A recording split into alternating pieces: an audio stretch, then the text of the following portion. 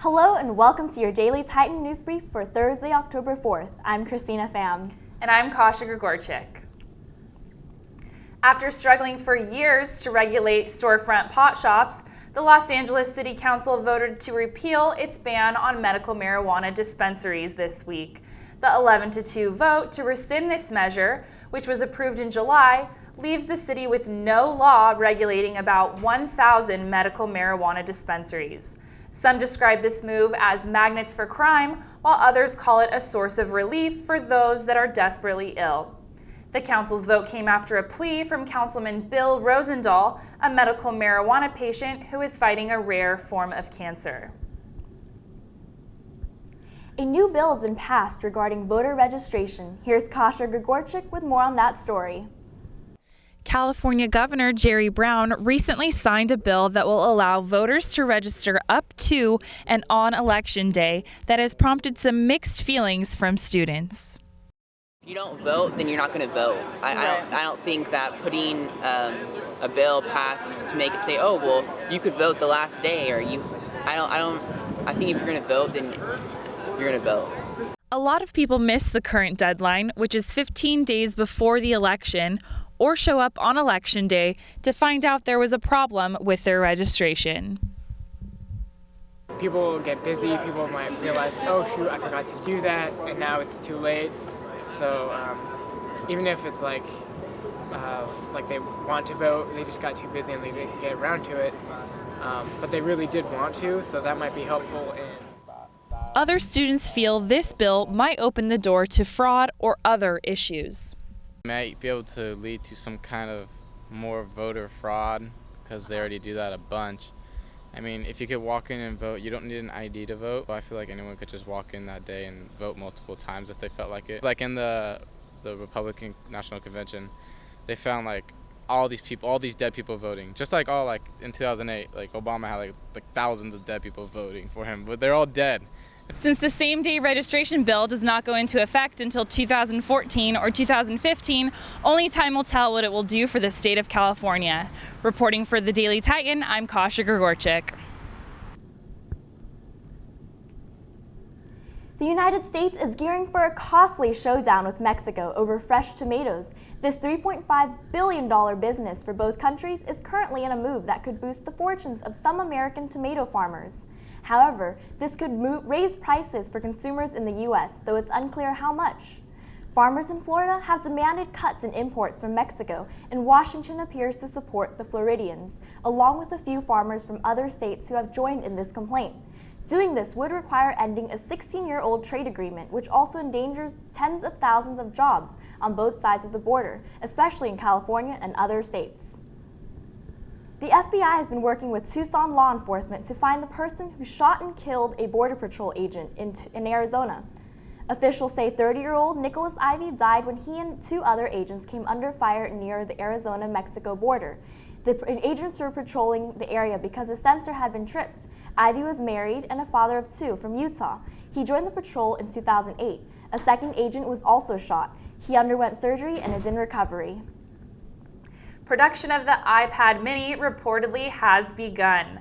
According to the Wall Street Journal, executives at Apple suppliers confirmed rumors that the Apple tablet went into production last month. The iPad mini is expected to have a 7.85-inch LCD display and is also expected to have a lower resolution than the existing 9.7-inch iPad screen. Apple has yet to actually announce the smaller iPad, but rumors of this device have been growing since Google announced and began selling its Nexus 7 in the summer. That was followed last month by Amazon, which released its 7-inch Kindle Fire HD tablet. More and more beaches around Southern California are being closed following a sewage spill in Cerritos Channel. Long Beach health officials say that last Sunday's spill has impacted many areas. Water contact will not be allowed at those beaches until bacteria levels have reached state standards. The water will be sampled every day to determine when and if those beaches will be reopened. Nicki Minaj and Mariah Carey, both judges on this season of American Idol, got into a verbal fight this week during Idol auditions. Nicki tells producers that she was ready to, quote, knock Mariah out. Producers are said to be genuinely worried if Nikki and Mariah can survive an entire season together, but Idol has always been the softest and nicest of these shows. A season-long battle between the two judges won't be helpful, or will it? With the release of his new book this week, Arnold Schwarzenegger has been in the national spotlight and talking about the good and bad in his life. He told CNN's Piers Morgan Monday that he blames himself for the breakup of his 25-year marriage to Maria Shriver. Arnold and Maria have 4 children together. She filed for divorce last year, shortly after Schwarzenegger acknowledged that he fathered a child outside his marriage with the family's longtime housekeeper. Many are questioning how truthful Arnold really was and if he is truly sorry for his incidents he discussed during many interviews. And on to sports. Training camp began for the NBA this week, and the Lakers have high expectations this season. Here is some fan reaction to the Lakers' new roster. Last year's end to the Los Angeles Lakers season wasn't exactly what you would call ideal, but there was a little more buzz going around for this season's upcoming tip-off.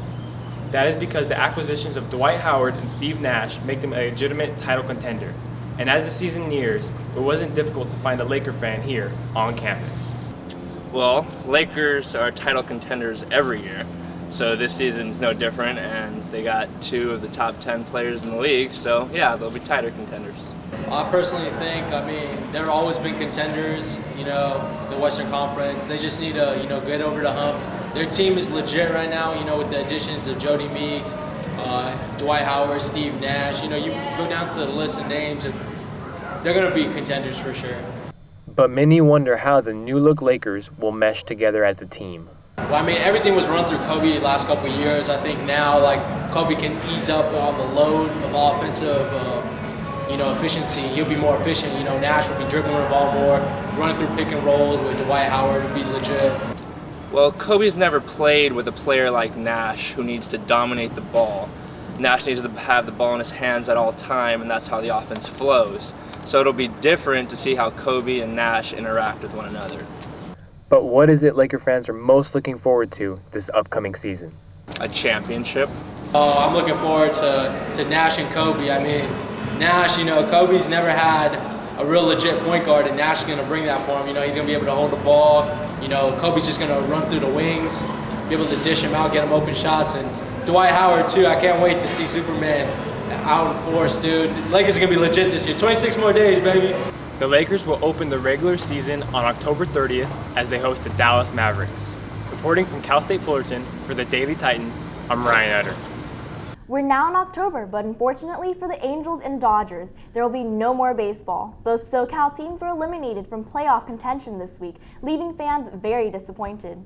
The Angels had high expectations with the huge off-season signings of Albert Pujols and C.J. Wilson.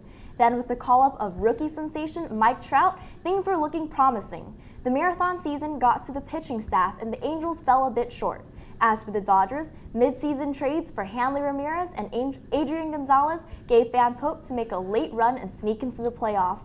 But the boys in blue came up just short and ran out of time 2 days before the season's end. MLB playoffs will get underway today.